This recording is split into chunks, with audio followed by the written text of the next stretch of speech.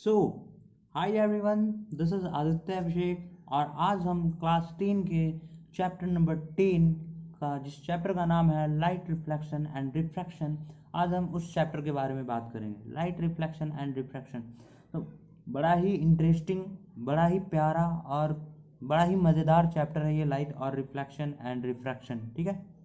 तो जब मैं क्लास 10 में था ना, तो अगर मुझसे पूछता कि क्लास 10 में साइंस में आपका सबसे अच्छा चैप्टर कौन सा था, सबसे फेवरेट, तो मैं कहता कि सबसे अच्छा और सबसे फेवरेट चैप्टर मेरा लाइट रिफ्लेक्शन और रिफ्रैक्शन ही था। ठीक है।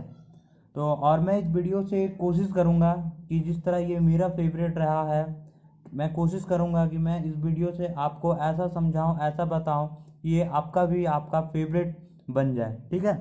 तो बिना किसी देरी के हम आज इस टॉपिक को शुरू करते हैं, इस चैप्टर को शुरुआत करते हैं फुल जोश के साथ, जिस चैप्टर का नाम है लाइट रिफ्लेक्शन एंड रिफ्रैक्शन। ठीक है।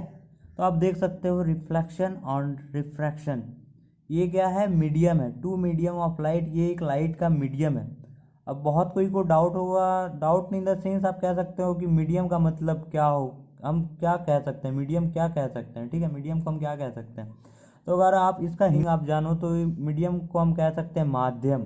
ठीक है। माध्यम को हम एक एग्जाम्पल से समझते हैं। ठीक है, एकदम शुरू से चलेंगे, कोई हड़बड़ी नहीं है, आराम से समझेंगे। ठीक है, सब चीज़ समझना है, समझ समझ के एक एक बात को हम समझेंगे। ठीक है। तो जैसे कि मान लो कि ये आप हो, ठीक है, ये आप हो, इसका नाम कुछ भी सपोज कर लो, आपका जो नेम होगा वो आप समझ लो। ठीक है। ये आपका स्कूल है। ठीक है, आपको स्कूल जाना है, तो आप स्कूल कैसे जा सकते हो? अगर आपके पास साइकिल है तो आप साइकिल के थ्रू जा सकते हो। ठीक है। बाइक है, बाइक के थ्रू जा सकते हो। अगर कुछ नहीं है, दोस्त वोस्त हैं बहुत सारे, तो सोच रहे हो गप्पे वप्पे मारते जाएंगे और क्या, इधर उधर देखते जाएंगे, तो आप वॉकिंग के थ्रू भी जा सकते हो स्कूल। ठीक है। तो ये जो साइकिल हो गया, आप साइकिल से जा रहे हो तो क्या हो गया, एक मीडियम हो गया, एक माध्यम हो गया। बाइक क्या हो गया, एक मीडियम हो गया। बाई वॉकिंग एक मीडियम हो गया। ठीक है। उसी तरह एक लाइट है, लाइट को कहीं भी जाना है, ठीक है, तो वो क्या करेगा, उसके पास दो मीडियम है, एक रिफ्लेक्शन है, एक रिफ्रैक्शन है, तीसरा कोई मीडियम नहीं है लाइट के पास। हमारे पास तो तीन ऑप्शन था, और भी हो सकता है, किसी के पास हो सके कार हो, कोई हो सके प्लेन से ही जाना चाहे हो। ठीक है। तो लाइट के पास सिर्फ दो मीडियम है, एक रिफ्लेक्शन और रिफ्रैक्शन। बड़ा ही गरीब है ये, इसके पास दो ही मीडियम है। ठीक है। तो हम समझते हैं कि रिफ्लेक्शन क्या होता है। रिफ्लेक्शन होता क्या है? जैसे कि मान लो ये एक लाइट सोर्स है, आप सूर्य मान सकते हो, सन, बल्ब, कुछ भी। ठीक है। तो और ये आपका एक ऑब्जेक्ट है, ये लाइट क्या कर रहा है, इस ऑब्जेक्ट में जाके टकरा रहा है। जो लाइट, जो पहला लाइट जा रहा है ना, जो रे जा रहा है, उसको इंसिडेंट रे कहते हैं। ठीक है। और इस ऑब्जेक्ट से टकराया, और ये इस ऑब्जेक्ट से टकराने के बाद ये रिफ्लेक्ट हुआ। रिफ्लेक्टेड रे कहाँ आ रहा है, हमारे आंखों में आ रहा है, तब ये बुक हमें दिख रहा है कि अच्छा ये बुक है। ठीक है। यहाँ क्या काम कर रहा है, ये रिफ्लेक्ट काम कर रहा है। जैसे कि मैं एक एग्जांपल आपको देता हूँ, जैसे आप एक अंधेरे रूम में हो। ठीक है। वो मूवी सब में देखते हो ना कि अंधेर नगरी में आपका स्वागत है, चारों तरफ अंधेरा ही अंधेरा, फिर भी उसमें कहीं ना कहीं छोटी छोटी लाइट रह जाती है। इसमें मतलब आप मान लो पूरा अंधेरा ही है। ठीक है। उस अंधेरे में आपको रख दिया गया और आपके सामने पूछा जा रहा है आपके सामने क्या दिख रहा है, तो आप क्या बोलोगे? कुछ नहीं दिख रहा है। क्यों कुछ नहीं दिख रहा है? क्योंकि वहाँ कोई इंसिडेंट रे बन ही नहीं रहा है, और इंसिडेंट नहीं रे नहीं बनने के कारण वो रिफ्लेक्ट हो ही नहीं रहा है आपकी आंखों में, तो आपको कैसे वो कुछ दिखेगा कि वहाँ क्या है क्या नहीं है? तो रिफ्लेक्ट होने के लिए एक लाइट ऑफ सोर्स का होना ज़रूरी है। ठीक है। तो यहाँ हम समझ गए इंसिडेंट रे क्या होता है, रिफ्लेक्टेड रे क्या होता है, ऑब्जेक्ट क्या है। ठीक है। सो लाइट ऑफ रिफ्लेक्शन के कोई दो लॉ है, लॉ ऑफ रिफ्लेक्शन। तो पहला लॉ क्या कहता है कि angle of incidence is equal to angle of reflection. जैसा कि आप ये मान लो प्लेन मिरर है, आपके घर में जो आईना रहता है ड्रेसिंग टेबल वाला, आप वो समझ लो। ठीक है। Angle of incidence is equal to angle of reflection. ठीक है। तो ये क्या हुआ कि ये एक इंसिडेंस रे यहाँ पर टकराया इस मिरर में, और ये एक रिफ्रैक्टेड रे बना दिया। ठीक है।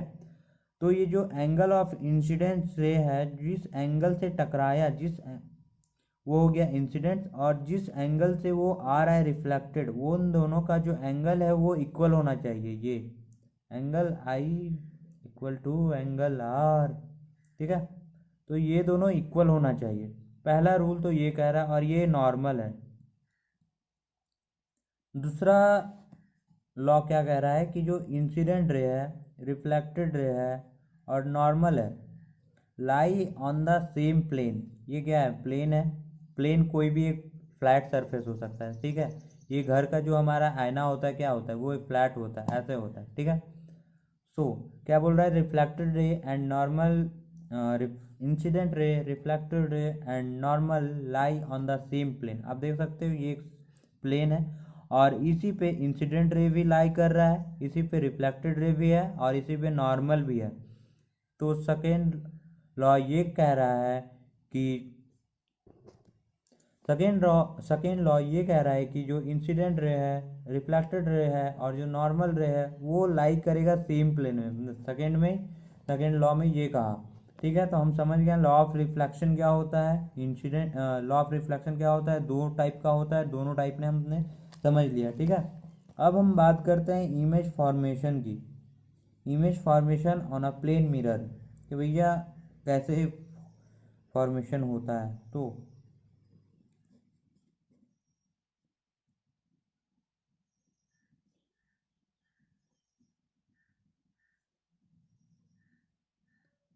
मैं पहले पॉइंट लिख लेता हूँ, उसके बारे में, उसके बाद उसके बारे में डिस्कस करेंगे। Image form by plane mirror is virtual and erect. जो हमारा प्लेन मिरर में इमेज फॉर्म होगा वो वर्चुअल होगा और इरेक्ट होगा। अब ये नया टर्म आ गया, वर्चुअल और इरेक्ट क्या होता है। ये आपका प्लेन मिरर है, ठीक है। आप प्लेन मिरर में अपने आप को देख रहे हो, तो उसके जस्ट इस साइड में आपका इमेज बन रहा है, बट आप यहाँ नहीं हो, आप यहाँ हो, तो ये आपका इमेज यहाँ बन रहा है। मान के चलो ये आप हो, तो आपका इमेज यहाँ बन रहा है, ठीक है। ये प्लेन मिरर है, प्लेन मिरर से अपने आप को आपने देखा, बट आपका इमेज क्या बन रहा है? आपका इमेज प्लेन मिरर के पीछे बन रहा है, लेकिन आप आगे हो, तो ये हो, तो वो क्या हो गया? वर्चुअल हो गया, ठीक है। वर्चुअल और इरेक्ट बोल रहा है। एक टर्म मैं आप लोग को यहाँ दिखाता हूँ, वर्चुअल, रियल और इरेक्ट, इन्वर्टेड, ठीक है। हम समझते हैं इनका मतलब क्या हो रहा है। जस्ट अपोजिट है दोनों का।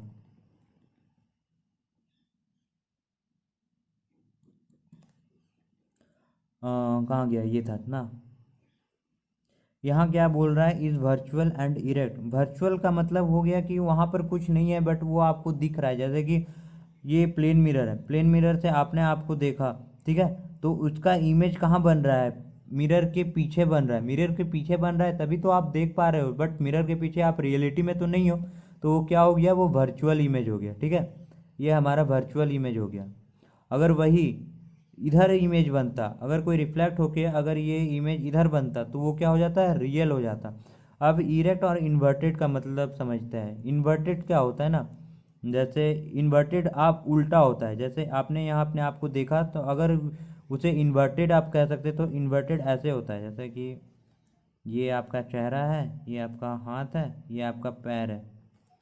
इन्वर्टेड ये हो गया, ठीक है। और इरेक्ट ये हो गया। इरेक्ट में जैसे आप हो बिल्कुल वैसे ही दिख रहे हो। इन्वर्टेड में क्या हो जाएगा? जस्ट अपोजिट हो जाएगा उसका, ठीक है। तो अब ये पहला रूल था कि image form by plane mirror is virtual and erect. अब हम दूसरा रूल समझते हैं। Now the second rule is distance of object in a mirror is equal to distance of image behind the mirror. समझते हैं कहना क्या चाह रहा है। जैसे कि ये कोई ऑब्जेक्ट है, ये आप हो, ये मिरर है, और फिर से आपका एक इमेज मिरर के पीछे बना, तो ये वर्चुअली इरेक्ट हो गया, जो हम पहले डिस्कस कर चुके हैं कि वर्चुअल और इरेक्ट क्या होता है। यहाँ बोल रहा है distance of object in mirror ये जो डिस्टेंस है मिरर से, जितना डिस्टेंस है जो ऑब्जेक्ट का, distance of image behind the mirror, वो क्या होगा, इक्वल होगा, बिहाइंड द मिरर भी उतना ही डिस्टेंस होगा। ठीक है, दूसरा रूल ये कह रहा था। तीसरा रूल कहता है कि size of object is equal to size of image. Size, ये जितने साइज का है, ये इसका जितना हाइट है, इमेज में भी वो हाइट उतना ही दिखेगा। ठीक है, थर्ड रूल ये हो गया। फोर्थ रूल होता है image form by plane mirror is literally inverted. अब देखिए, अब मैं यहाँ इन्वर्टेड का बात कर रहा हूँ। लिटरली मतलब लिटरली इन्वर्टेड, आप लिटरली ऐसा कह सकते हो साइड वाइज इन्वर्टेड। ठीक है, साइड वाइज मतलब कि मैं एग्जांपल के तौर पे समझाता हूँ। जैसे आपने क्या किया है, कोई भी वर्ड, कोई भी लेटर, जैसे आपने यहाँ 9 लिखा, ठीक है, तो 9 कैसे दिखेगा, वो 9 ऐसे दिखेगा। तो ये 4 पॉइंट हो गए इमेज फॉर्मेशन के बारे में। हम बात करेंगे स्फेरिकल मिरर के बारे में कि स्फेरिकल मिरर क्या होता है। स्फेरिकल मिरर, ठीक है, तो जो स्फेरिकल मिरर होता है, those mirror which reflecting surface is curve inward होना चाहिए और कर्व्ड आउटवर्ड। ठीक है, कर्व इनवर्ड और कर्व आउटवर्ड। जैसे कि ये कोई स्फेरिकल मिरर है और एक ये स्फेरिकल मिरर है, तो कर्व इनवर्ड कर रहा है, तो इनवर्ड क्या हो गया, कर्व इनवर्ड। कर्व ये है, इनवर्ड ये है, तो मतलब इधर ये हो गया आपका रिफ्लेक्टिंग सरफेस, तो ये हो गया कर्व इनवर्ड, ये रिफ्लेक्टिंग सरफेस है। उसी तरह आप देख सकते हो उसमें आउटवर्ड लिखा हुआ है, कर्व आउटवर्ड, मतलब इसके आउटवर्ड, ये क्या हो गया आपका आउटवर्ड। ये रिफ्लेक्टिंग सरफेस ये हो गया और ये नॉन रिफ्लेक्टिंग सरफेस हो गया। ऐसा कभी भी कंफ्यूज मत होना कि जो वो रिफ्लेक्टिंग सरफेस अगर इनवर्ड इधर है तो इसका भी रिफ्लेक्टिंग सरफेस इधर होगा, नहीं। रिफ्लेक्टिंग सरफेस ये देखो ना, कर्व क्या बोल रहा है, कर्व आउटवर्ड बोल रहा है, तो आउटवर्ड क्या हो गया, ये हो गया कर्व आउटवर्ड। तो जो भी रेज आएगा तो ये क्या हो गया, आउटवर्ड हो रहा है, तो रिफ्लेक्ट किधर करेगा, इधर ही ना करेगा, तो ये क्या हो गया, आउटवर्ड रिफ्लेक्टेड हो गया।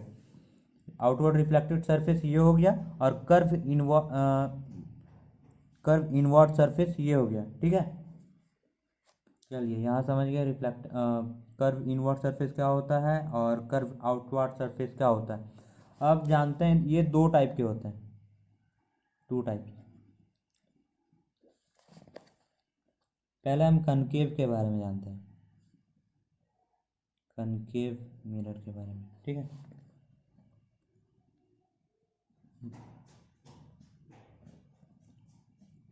Spherical mirror with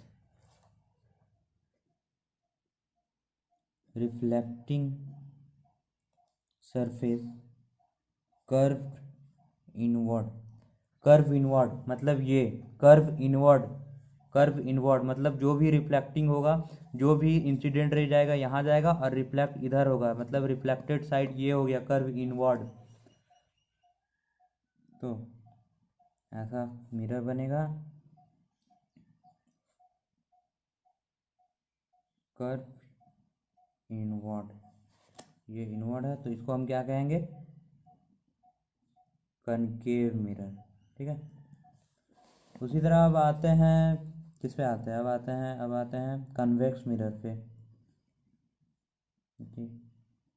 convex mirror क्या होता है, स्फेरिकल मिरर विथ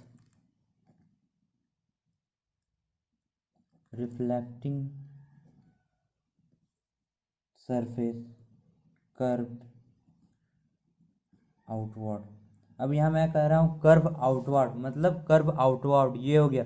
अब जितना भी रिफ्लेक्ट होगा सब ये होगा, रिफ्लेक्टिंग सरफेस ये हो गया, नॉन रिफ्लेक्टिंग सरफेस ये हो गया। मतलब इंसिडेंट रे जाएगा और रिफ्लेक्ट इधर होगा, ये बाहरी हो रहा है तो क्या हो जाएगा, ये कर्व आउटवर्ड हो जाएगा। तो कर्व आउटवर्ड कैसे बनेगा, ये हो गया। याद रखना कर्व आउटवर्ड का रिफ्लेक्टिंग सरफेस ये नहीं होगा, ये नॉन रिफ्लेक्टिंग सरफेस है। कर्व आउटवर्ड का रिफ्लेक्टिंग सरफेस ये है, कोई भी रे ऐसे आएगा तो इधर ही रिफ्लेक्ट करेगा, राइट। ये मत सोचना कि इंसिडेंट रे में ऐसे गया तो कर्व रे में भी सॉरी कनकेव मिरर में ऐसा गया तो कन्वेक्स मिरर में भी ऐसा जाएगा, नहीं। यहाँ मैंने साफ साफ लिखा हुआ है, साफ साफ लिख दिया है, inward inward, outward outward, outward outward, ठीक है।